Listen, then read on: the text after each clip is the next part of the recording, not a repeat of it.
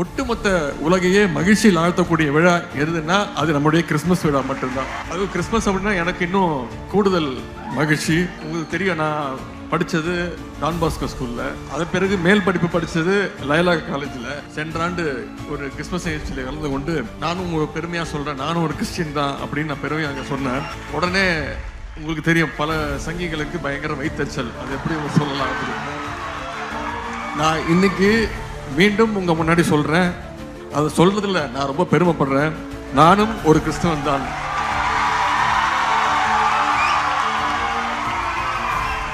இந்த சிறப்பான விழாவில் பங்கேற்றுள்ள கோவை மாவட்டத்துடைய பொறுப்பு அமைச்சர் மாண்புமிகு அண்ணன் திரு செந்தில் பாலாஜி அவர்களே, மாண்புமிகு உயர்கல்வித்துறை அமைச்சர் அண்ணன் திரு கோவி செழியன் அவர்களே, மாவட்ட கழக செயலாளர்கள் அண்ணன் கார்த்திக் அவர்களே, அண்ணன் தொண்டாமுத்தூர் ரவி அவர்களே, அண்ணன் தளபதி முருகேசன் அவர்களே, நாடாளுமன்ற உறுப்பினர் அண்ணன் கணபதி ராஜ்குமார் அவர்களே, மேயர் ரங்கநாயகி ராமச்சந்திரன் அவர்களே, கோவை மாவட்ட ஆட்சித்தலைவர் திரு கிராந்திகுமார் ஐஏஎஸ் அவர்களே, மாநகர ஆணையர் திரு சிவகுரு பிரபாகரன் ஐஏஎஸ் அவர்களே, எஸ்பிசி பெந்தகோஸ்தேவுடைய மாமன்றத்துடைய மாநில தலைவர்கள் அப்போஸ்தலர் டேவிட் பிரகாசம் அவர்களே,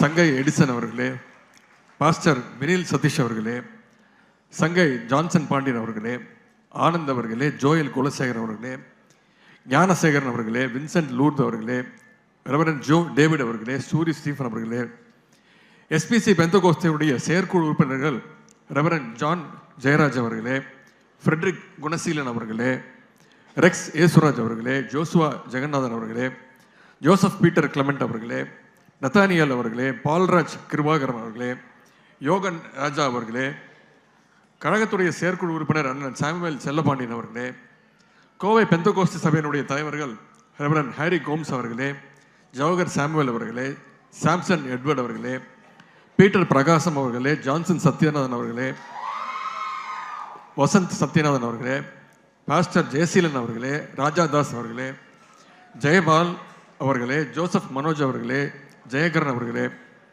கோவை மாநகர வடக்கு தெற்கு மாவட்ட கழகங்களைச் சேர்ந்த கழகத்துடைய அனைத்து நிர்வாகிகளே, துணை மேயர் அண்ணன் வெற்றி செல்வன் உள்ளிட்ட அனைத்து உள்ளாட்சி அமைப்புகளுடைய பிரதிகளே, எஸ்பிசி பெந்தகோஸ்து சபைகளுடைய சேர்ந்த என் அருமை கிறிஸ்தவ பெருமக்களே, உங்கள் அனைவருக்கும் என்னுடைய மாலை வணக்கத்தை முதல்ல தெரிவித்துக் கொள்கின்றேன். எஸ்பிசி பெந்தகோஸ்து சபைகளுடைய சார்பாக சிறப்பாக ஏற்பாடு செய்யப்பட்டுள்ள கிறிஸ்துமஸ் விழா மற்றும் நலத்திட்ட உதவிகள் வழங்கி உங்கள் அனைவரோடு மகிழ்ச்சியை பகிர்ந்து கொண்டு வாழ்த்துக்களை பரிமாறிக்கொள்வதில் நான் மிகுந்த மகிழ்ச்சி அடைகின்றேன், பெருமை அடைகின்றேன். திராவிட முன்னேற்ற கழகத்தின் சார்பாகவும் நம்முடைய மாண்புமிகு தமிழ்நாடு முதலமைச்சர் திரு முத்துவேல் கருணாநிதி ஸ்டாலின் அவர்கள் சார்பாகவும் உங்கள் அனைவருக்கும் என்னுடைய இனிமையான கிறிஸ்துமஸ் வாழ்த்துக்களை முதல்ல தெரிவிச்சுக்கிறேன். இங்கே நீங்கள் ஆயிரக்கணக்கான கூடியிருக்கிறீங்க, கிறிஸ்துமஸ் மகிழ்ச்சியில் இருக்கீங்க. எங்கு பார்த்தாலும் நட்சத்திரங்கள் ஜொலித்து கொண்டிருக்கின்றன, வண்ண விளக்குகள் மின்னிக் கொண்டிருக்கின்றன, எல்லோருடைய முகத்திலும் ஒரு மகிழ்ச்சி சிரிப்பு இருக்கின்றது. ஒட்டுமொத்த உலகையே மகிழ்ச்சியில் ஆழ்த்தக்கூடிய விழா எதுன்னா அது நம்முடைய கிறிஸ்துமஸ் விழா மட்டும்தான். அது கிறிஸ்துமஸ் அப்படின்னா எனக்கு இன்னும் கூடுதல் மகிழ்ச்சி. உங்களுக்கு தெரியும், நான் படித்தது டான் பாஸ்கோ ஸ்கூலில், அதன் பிறகு மேல் படிப்பு படித்தது லயலா காலேஜில். இங்கே குறிப்பிட்ட பேசும்போது கூட சொன்னாங்க, சென்ற ஆண்டு ஒரு கிறிஸ்துமஸ் நிகழ்ச்சியில் கலந்து கொண்டு நானும் பெருமையாக சொல்கிறேன், நானும் ஒரு கிறிஸ்டின் தான் அப்படின்னு நான் பெருமையாக அங்கே சொன்னேன். உடனே உங்களுக்கு தெரியும், பல சங்கிகளுக்கு பயங்கர வைத்தறிச்சல். அது எப்படி சொல்லலாம் அப்படின்னு நான் இன்னைக்கு மீண்டும் உங்க முன்னாடி சொல்றேன். அதை சொல்றதுல நான் ரொம்ப பெருமைப்படுறேன். நானும் ஒரு கிறிஸ்தவன் தான்.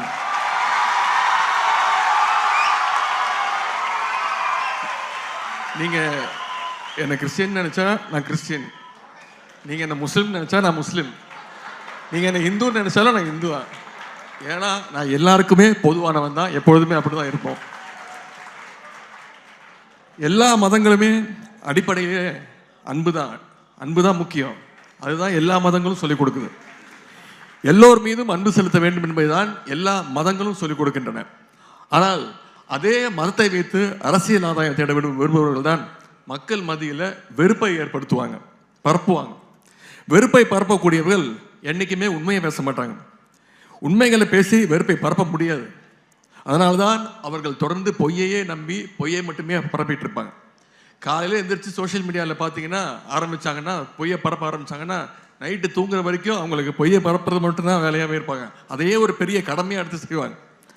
மதத்தை வச்சு அரசியல் ஆதாயம் தேடுபவர்கள் மட்டும்தான் வெறுப்பை பரப்புவார்கள் என்று நாம் இன்ன வரைக்கும் நினச்சிட்டு இருந்தோம்.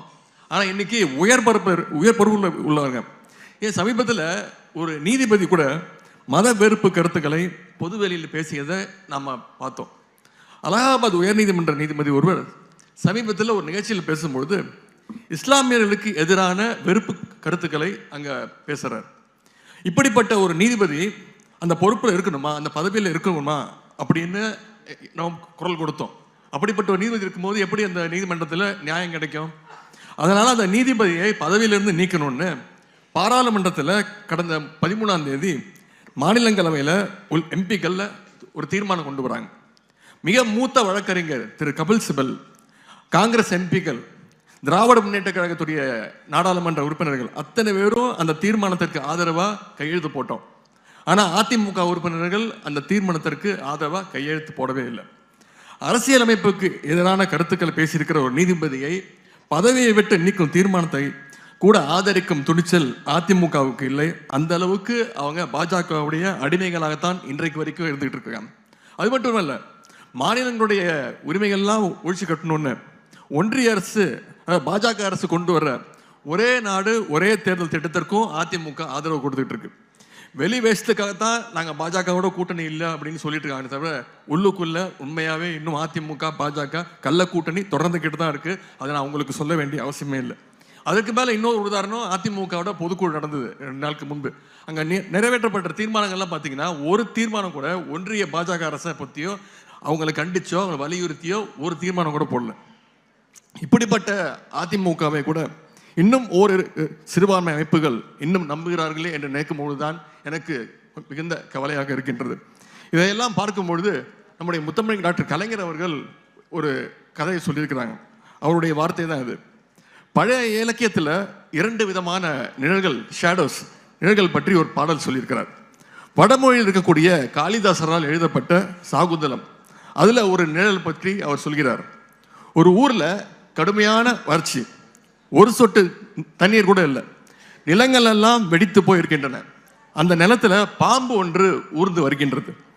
வெயில் ரொம்ப கடுமையாக இருப்பதால் அந்த தரை ரொம்ப சூடாக இருக்கிறதுனால பாம்பால் தரையில் ஊர்ந்து வர முடியல. அதனால் அந்த பாம்பு என்ன பண்ணுச்சு, தன்னுடைய தலையும் உடம்பையும் தூக்கிக்கிட்டு வெறும் வாழை மட்டும் வச்சுக்கிட்டு மெதுவாக நகர்ந்து வந்துக்கிட்டே இருக்கு. கலப்பால் கொஞ்ச நேரம் அந்த பாம்பு நிற்கும் பொழுது அந்த பாம்பினுடைய தலை மற்றும் உடம்போட நிழல் தரையில் படுது. அந்த நிழலை பார்த்த ஒரு தவளை அந்த நிழலில் நின்று கொண்டிருக்கிறது. பாம்பு கீழே குனிந்து பார்க்காமல் இருப்பதால் தவளைக்கு இதுவரைக்கும் எந்த பிரச்சனையும் இல்லை. ஆனால் பாம்பு கீழே பார்த்துச்சுன்னா தவளையோட என்ன நிலைமை உங்களுக்கு தெரியும். அடுத்து இன்னொரு கதை கலைஞர் சொல்றாரு. 2வது நிழல் பற்றி தமிழ் இலக்கியத்தில் ஒரு பாடல் இருக்கின்றது. ஒரு தாய்மானும் குட்டிமானும் பாலைவனத்தில் நடந்து போயிட்டு இருக்குது. உச்சி வெயில் தாங்க முடியவில்லை, அதே மாதிரி வெயில். குட்டிமானால் நடக்க முடியவில்லை. அப்பொழுது அந்த தாய்மான் நின்று கொண்டு அதனுடைய நிழல் ஒரு பக்கம் விழும்பொழுது தாய்மான் என்ன பண்ணுச்சு, அந்த குட்டிமானை கொண்டு வந்து என்னோட நிழல் நின்றுக்கோ அப்படின்னு ஓய்வெடுத்துக்கொள் அப்படின்னு அந்த தாய்மான் சொன்னது. கொளுத்தும் வெயிலை தான் தாங்கி கொண்டு குட்டிமானுக்கு நிழல் கொடுத்தது அந்த தாய்மான். இப்போது 2 நிழல்களை பற்றி உங்கள்கிட்ட நான் சொல்லியிருக்கிறேன். இதில் முதல்ல சொன்ன பாம்பு நிழல் இருக்கும் தவளை போலதான் ஒரு சிலர் அதிமுகவை மக்கள் பார்க்குறாங்க. அந்த பாம்பு கொஞ்சம் கீழே குனிந்து பார்த்து விட்டால் தவளையுடைய கதை முடிஞ்சு போனுச்சு. ஆனால் திமுகவை நீங்கள் நம்புவது தாய்மான் நிழல்ல குட்டிமான் இலைப்பாறுவதை போல, அப்படிதான் நீங்க திமுகவை பார்க்குறீங்க. இது அன்பால் செய்கின்ற உதவி, இதற்கு ஈடு இணையே கிடையாது. ஆகவே இந்த தமிழ் மண்ணில் திராவிட முன்னேற்ற கழகம் என்ற இந்த இயக்கம் இருக்கின்றவரை சிறுபான்மை மக்களுக்காக என்றைக்கும் பாதுகாப்பாக இருப்போம் என்ற உறுதியினை நான் இங்கே தெரிவித்துக் கொண்டு, இங்கே எனக்கு முன்பே பேசியவர்கள் சில கோரிக்கைகள்லாம் வச்சிருக்கிறாங்க.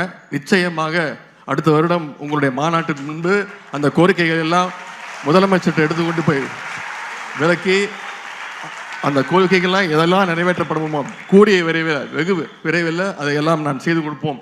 நம்முடைய கழக அரசு நம்முடைய முதலமைச்சர் அவர்கள் செய்து கொடுப்பார் என்ற அந்த நம்பிக்கையை உங்கள்கிட்ட கூறிக்கொண்டு 2026 சட்டமன்ற தேர்தலில் நம்முடைய முதலமைச்சர் கழக தலைவர் அவர்கள் சொல்லியிருக்கிறார் 200 தொகுதிக்கு அதிகமான தொகுதியில் திமுக ஜெயிக்க கழக அணி ஜெயிக்கும் அப்படின்னு சொல்லியிருக்கிறாரு. அது எந்த நம்பிக்கையில் சொல்லியிருக்காருன்னா, நீங்கள்லாம் எங்கள் கூட இருப்பீங்க, என்றைக்கும் எங்களுக்கு ஆதரவாக இருப்பீங்க அப்படின்ற அந்த நம்பிக்கையோடு தான் எங்கள் தலைவர் சொல்லியிருக்கிறாரு. உங்களுக்கு அரணாக நிற்கும் கழகத்திற்கு நீங்கள் ஆதரவாக என்றைக்கும் இருக்க வேண்டும் என்று கேட்டுக்கொண்டு நிற்பீர்கள் என்ற அந்த நம்பிக்கையும் எனக்கு உண்டு. இன்னும் 1.5 ஆண்டு காலத்தில் சட்டமன்ற தேர்தல் வர இருக்கிறது. எப்பொழுதும் போல இப்பொழுதும் கழகத்திற்கு நீங்கள் பேராதரவை வழங்கிட வேண்டும் என்று கேட்டுக்கொண்டு உங்கள் அனைவருக்கும் மீண்டும் என்னுடைய கிறிஸ்துமஸ் தின வாழ்த்தை கூறிக்கொண்டு வாய்ப்புக்கு நன்றி கூறி விடைபெறுகின்றேன். நன்றி, வணக்கம்.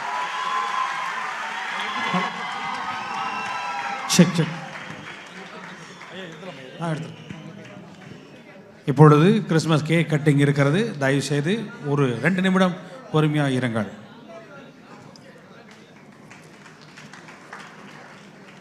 சொல்லிருங்க, யாரும் பக்கத்தில் வர வேண்டாம்.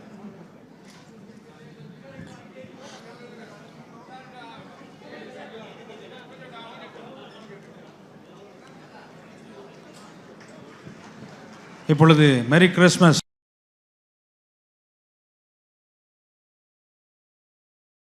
பாடல் பாடும் பொழுது கிறிஸ்மஸ் கேக் கட் பண்ணப்படும். நமது மாமன்றத்தினுடைய பிரதம பேராயர், தலைவர், அமைச்சர்கள் முன்பாக வந்து இப்பொழுது கேக் கட் பண்ணுவார்கள். எல்லாரும் எழுப்பி நின்று கிறிஸ்மஸ் பாடலை நாம் பாடலாம்.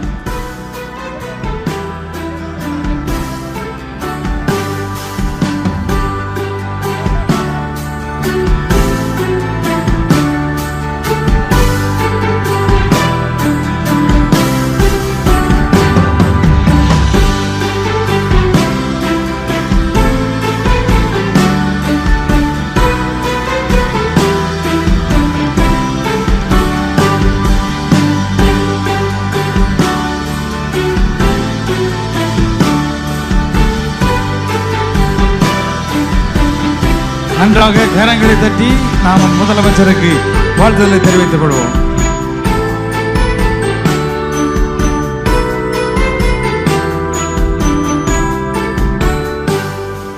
ஒரு 5 நபர்களுக்கு மட்டும் இப்பொழுது நலத்திட்டங்கள் வழங்கப்படும். பின்பாக கீழே வைத்து அனைவருக்கும் டோக்கன்கள் கொடுத்திருக்கிறோம். நாங்கள் எல்லாரும் இருந்து பெற்றுக்கொண்டு போகலாம். ஒரு 5 பேருக்கு மட்டும் அவர்களுடைய நேரத்தை கருதி அனைவரும் ஏற்றுக்கொள்ளும்படி அன்பாய் கேட்டுக்கொள்கிறேன். எல்லாரும் உட்காருங்க ப்ளீஸ், தயவுசெய்து. Thank you so much. எல்லாரும் உட்காருங்க. இந்த மாலை நேரத்தில் 1000 பேருக்கு நலத்திட்ட உதவிகள் செய்யும்படி தீர்மானித்திருக்கிறோம். ஆனால் ஒரு சிலருக்கு மாத்திரம் இப்பொழுது மேடையிலே நமது மாண்புமிகு துணை முதலமைச்சர் அவர்கள் கொடுப்பார்கள். அவர்கள் கரத்திலே முதலாவது பெற்றுக்கொள்கிறது வீல் சேர். மிஸ்ஸஸ் பழனி அம்மாள் அவர்களுக்கான ஒரு வீல் சேர் இப்பொழுது கொடுக்கப்படும். அவருடைய மகள் மிஸ்ஸஸ் மீனா அவர்கள் வந்து அதை பெற்றுக்கொள்ளும்படியாய் கேட்டுக்கொள்ளுகிறேன். மிஸ்ஸஸ் மீனா அவர்கள் முன்பாக வந்து இந்த வீல் சேரை பெற்றுக்கொள்ளும்படியாய் கேட்டுக்கொள்ளுகிறேன். அடுத்தது தையல் மிஷின் வாங்க மிஸ்ஸஸ் பவித்ரா ஆயத்தமாய் இருக்கும்படி கேட்டுக்கொள்கிறேன்.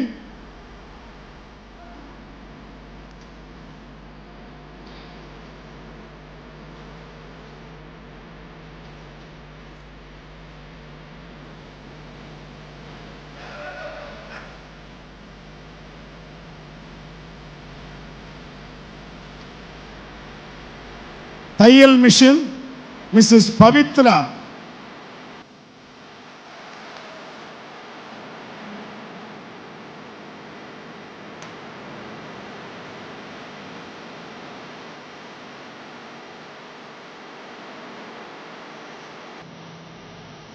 அதற்கு அடுத்தபடி சாரீஸ் வாங்க மிஸ்ஸஸ் செண்பகம், மிஸ்ஸஸ் எஸ்தர் ராதா ஆயத்தமாக இருக்கும்படி கேட்டுக்கொள்கிறேன்.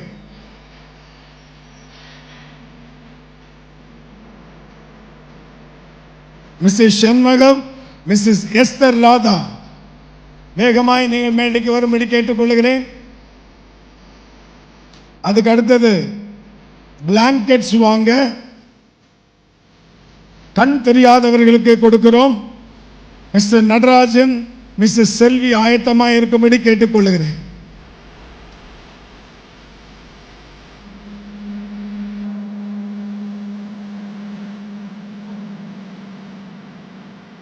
கண் தெரியாதவர்களுக்கு ஜான் மகேந்திரன், மிஸ்டர் ராமச்சந்திரன் கண் தெரியாதவர்களுக்கு இதை கொடுத்து உற்சாகப்படுத்துவார்கள்.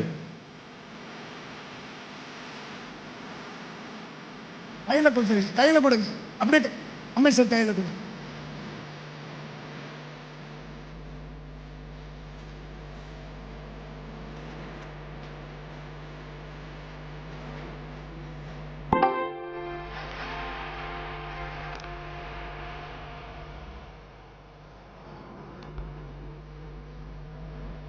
ஆடியோ பைபிள் இப்பொழுது கண் தெரியாதவர்களுக்கு கொடுப்பார்கள்.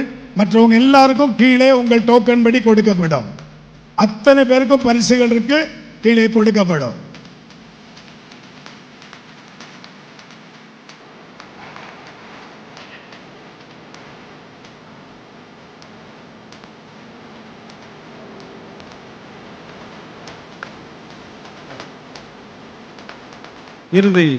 இறுதி ஜெபத்தை மாண்புமிகு துணை முதலமைச்சர் அவர்களுக்கும் அவருடைய அரசாங்கத்துக்கும் நமது பிரதம பேராயர் அவர்கள் ஜெபிக்கும்படி கேட்டுக்கொள்கிறேன்.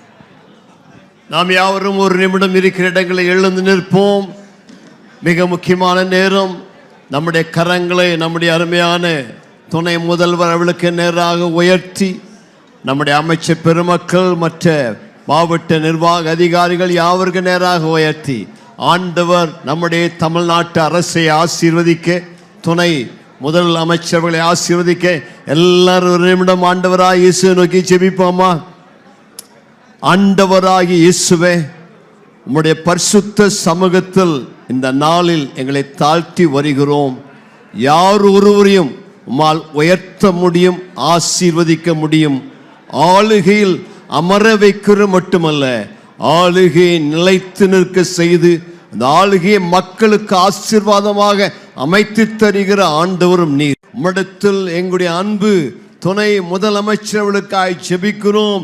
நீர் அவர்களை ஆசீர்வதிக்கவே ஆசீர்வதித்து, எங்களுடைய அருமையான கழக அரசியும் திமுக அரசியும் நீங்கள் ஆசீர்வதித்து, எங்களுடைய முதலமைச்சர் மாண்புமிகு திரு ஸ்டாலின் அவர்களுக்கும் குடும்பத்தினருக்கும் நல்ல நீடித்த சுகவாழ்வை தந்து, அவர்கள் தமிழக மக்களுக்காக எடுக்கிற முயற்சிகள் பிரயாசங்களை வாய்க்க செய்து, இன்னும் அநேக ஏழை எளிய மக்களுக்கு இந்த ஆட்சி ஆசீர்வாதமாயிருக்க வேண்டுகிறோம்.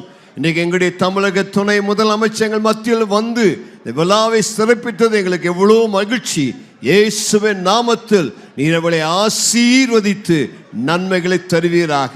அருமையான ஆண்டவரே, கோவை மாவட்டத்தின் பொறுப்பு அமைச்சர் மாண்புமிகு செந்தில் பாலாஜி அவர்களுக்காக, மாவட்ட கலெக்டர்களுக்காக, மேயருக்காக, துணை மேயருக்காக, கமிஷனருக்காக வந்திருக்கிற எல்லா ஆண்டவரே கல்வி அமைச்சருக்காக, மற்ற எல்லா நிர்வாகிகளுக்காக உமக்கு நன்றி செலுத்துகிறோம். ஒவ்வொருவரையும் இறைவன் இயேசுவின் திருப்பெயரால் நாங்கள் ஆசீர்வதிக்கிறோம். நீ யாரை ஆசீர்வதிப்பாயோ அவர்கள் ஆசீர்வதிக்கப்பட்டிருப்பார்கள் இறைவாக்கின்படி எல்லாரையும் ஆசீர்வதித்து நீடித்த சுகவாழ்வை நன்மைகளை தாரும்.